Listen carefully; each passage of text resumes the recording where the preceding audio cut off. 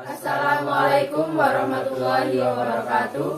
Perkenalkan, nama saya Muhammad Muzaki Abdan dari Fakultas Teknik, Prodi Teknik Industri.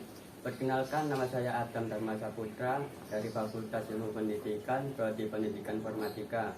Perkenalkan, nama saya Iza Zakia Rahma Putri Haryono dari Fakultas Ilmu Sosial dan Ilmu Budaya, Program Studi Psikologi. Perkenalkan, nama saya Syahdatu Nisa dari Fakultas Ilmu Sosial dan Ilmu Budaya, Prodi Ilmu Komunikasi. Perkenalkan, nama saya Mareta Feranda Harga dari Fakultas Ilmu Pendidikan, Prodi Pendidikan Informatika. Berikut video dan penjelasan dari kami. Makam Troloyo merupakan kompleks pemakaman Islam zaman Kerajaan Majapahit. Kompleks makam Troloyo yang terletak di Desa Suntonorejo, Kecamatan Trowulan, Kabupaten Mojokerto sudah ada sejak abad ke-14. Juru kunci kompleks makam Troloyo, Arifin, mengatakan Troloyo berasal dari bahasa Citra Pralaya. Citra artinya tanah yang luas, laya artinya pati, sehingga Citra Pralaya atau Troloyo diperuntukkan untuk orang-orang yang sudah meninggal dan sudah menjadi muslim, ungkapnya. Lantaran orang Jawa sulit mengatakan Citra Pralaya sehingga disingkat menjadi Troloyo. Makam Troloyo berkaitan erat dengan Syekh Jamaluddin Al-Husain Al-Akbar alias Syahid Husain Jumadil Kubro atau yang biasa disebut Syekh Jumadil Kubro Syahid Jumadil Kubro. Di kompleks makam Troloyo ditemukan beberapa batu nisan bercorak Islam berangka tahun 1350 dan 1478. Setidaknya terdapat 19 nama yang dimakamkan di makam Troloyo.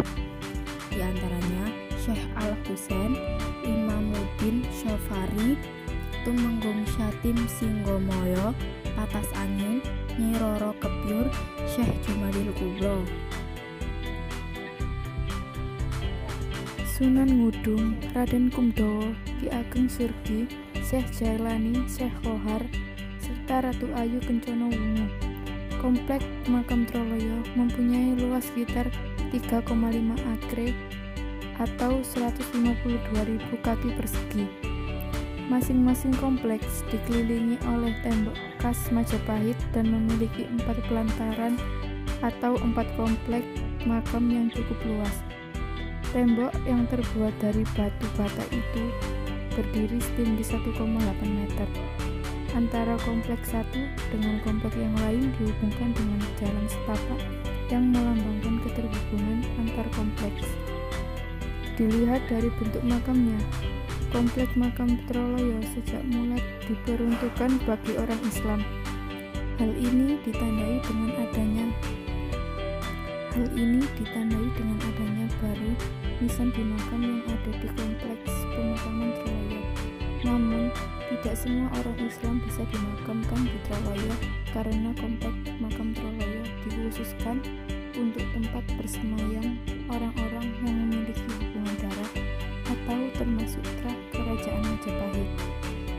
Di kompleks makam Troloyo ada satu pelataran yang paling luas, yakni sekitar 10,6 meter persegi. Pelataran ini memiliki cungkup atau desain bangunan beratap.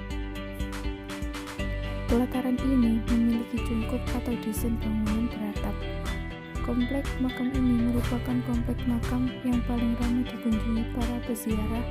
Disinilah Syekh Jumadil Kubro dikenakan. Syekh Jumadil Kubro yang merupakan nenek moyang Wali Songo diyakini sebagian orang sebagai wali Allah.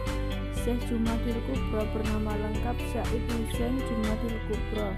Ia adalah ulama yang berasal dari kota tua Samarkand, Uzbekistan. Ia merupakan keturunan dari Ja'far Shodiq bin Husain bin Ali bin Abi Thalib. Jelasnya di antara Wali Songo yang merupakan keturunannya langsung ialah Sunan Ampel, Sunan Bonang, Sunan Giri, Sunan Derajat, dan Sunan Kudus.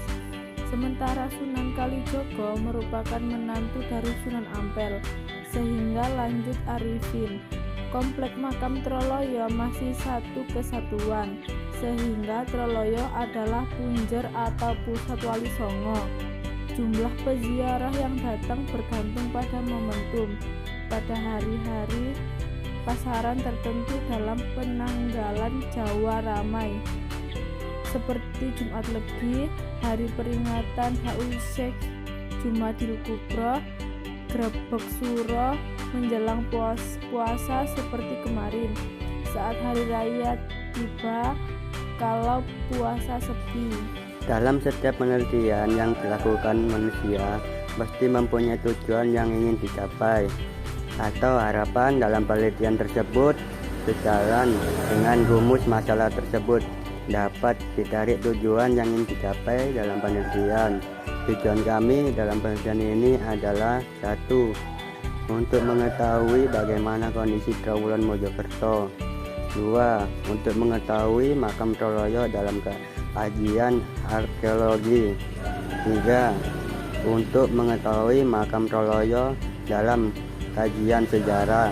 Kami mengharapkan agar dapat memberikan manfaat yang positif di masa mendatang bagi semua orang, terutama yang berkaitan dengan makam Troloyo Trowulan Mojokerto, baik dari sisi keilmuan akademik maupun dari sisi praktis. Dari sisi akademik, yang pertama, penulis berharap dalam penelitian ini dapat memperkaya sumber informasi bagi aktif-aktif lain yang mana orang lain belum mengetahui arkeologi ini. Dan yang kedua, untuk memperluas wawasan mengenai sejarah dan arkeologi Islam di Troloyo. Dan yang ketiga, untuk menjadi sumbangan pemikiran yang bisa memperluas wawasan keilmuan terutama dalam hal sejarah dan arkeologi.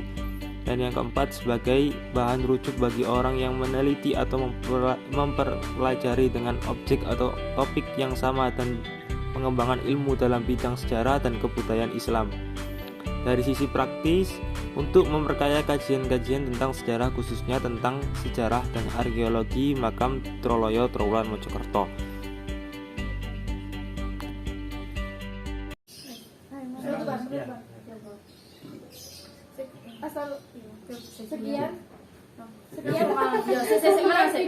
Sekian video penjelasan dari kami, kurang lebihnya mohon maaf. Wassalamualaikum.